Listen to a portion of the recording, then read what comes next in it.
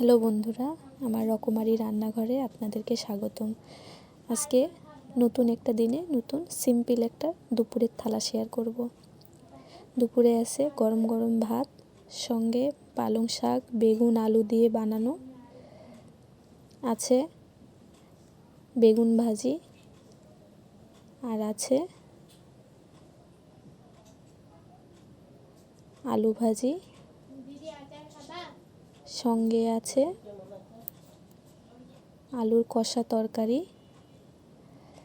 আপনাদেরকে যদি এই থালিটি ভালো লেগে থাকে তো অবশ্যই লাইক, শেয়ার এবং সাবস্ক্রাইব করে দিবেন, আমার পাশে থাকবেন।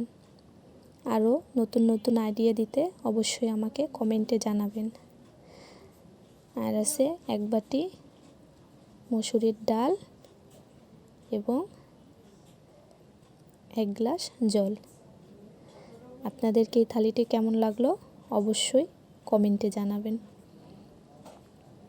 ধন্যবাদ সবাই।